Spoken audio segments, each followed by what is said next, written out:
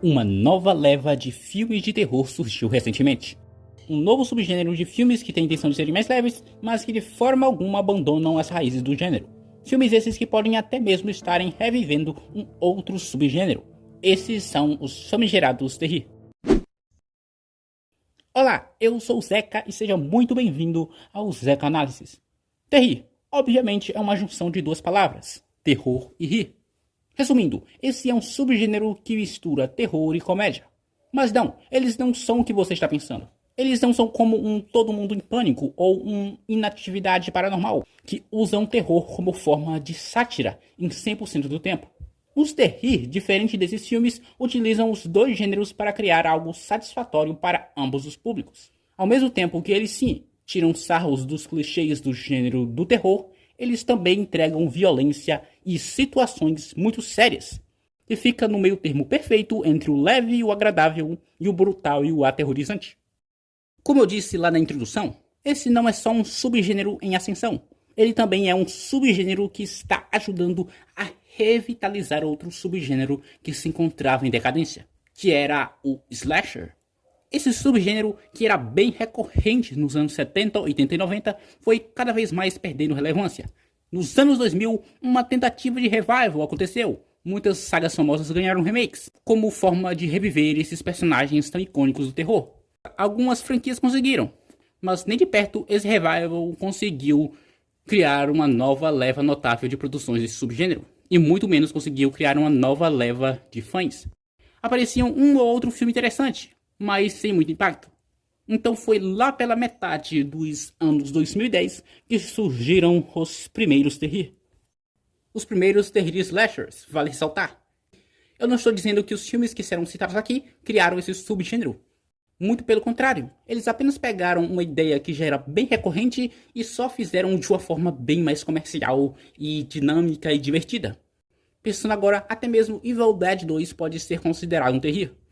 Mas voltando, em 2015 estreava um notável Terror nos Bastidores, que até hoje é a sátira definitiva dos filmes de Sexta-feira 13. Nele temos piadas com todos os clichês. Jovens burros, monitores tarados, história trágica do assassino e muito mais. Sendo uma verdadeira aula de metalinguagem. Mas por outro lado, além da comédia, ele também tem muitas cenas que abraçam o terror. O que ocasionou em uma combinação perfeita de terror e comédia, sendo pelo menos para mim o melhor terri slasher já feito.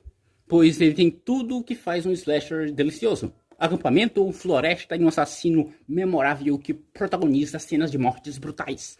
Mas, porém, entretanto e todavia, esse foi um filme consideravelmente discreto. Não teve uma repercussão tão grande. Não foi de fato o estopim para a sessão do terri. O estopim de fato foi o simpático A Morte Te Dá Parabéns.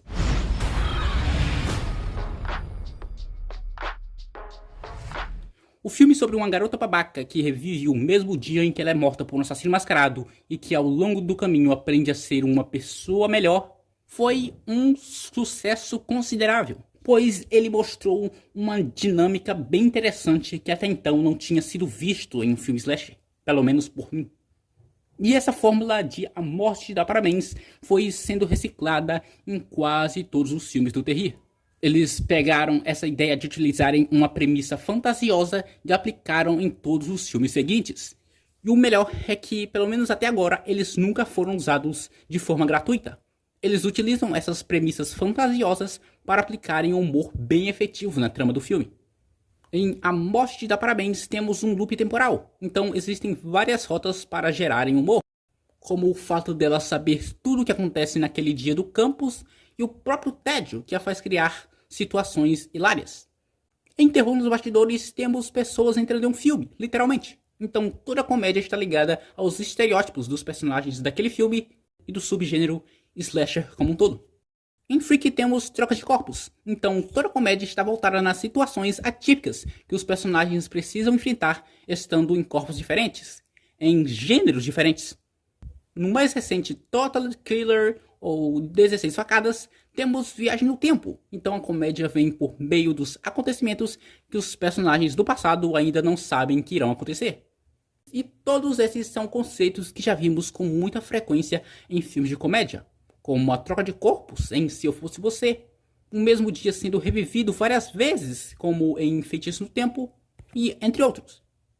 E é aí que está a genialidade desses filmes terrir. Eles pegam essas temáticas típicas de filmes de comédia e misturam com as temáticas típicas dos filmes de terror. Combinação essa que até serve como porta de entrada para muitas pessoas que não consomem tanto o gênero do terror, por medo. Então, o terrir consegue ser a ponte perfeita para essas pessoas, pois neles encontramos histórias com premissas e conduções leves que ao mesmo tempo possuem momentos violentos e sangrentos. E é esse que, pelo menos para mim, foi o maior acerto. O grande motivo desses filmes estarem fazendo tanto sucesso. Eles conseguem pegar um público que é minimamente interessado por terror, mas que não tem tanta coragem para assistir essas produções mais pesadas, e entregam um terror mais family friendly, podemos dizer assim. E o mais impressionante e louvável é que até esse exato momento, esses filmes não tiveram uma queda brusca de qualidade, pelo menos na minha opinião. Pois apesar de serem bobos, apesar de serem o típico feijão com arroz, eles não são desleixados e não caem naquela terrível armadilha de deixarem tudo extremamente idiota e superficial e sem graça. Eles são filmes que, apesar de zoarem o gênero, eles fazem isso de uma maneira extremamente respeitosa, fazendo uma linda sátira e uma linda homenagem ao gênero do terror e principalmente ao subgênero slasher.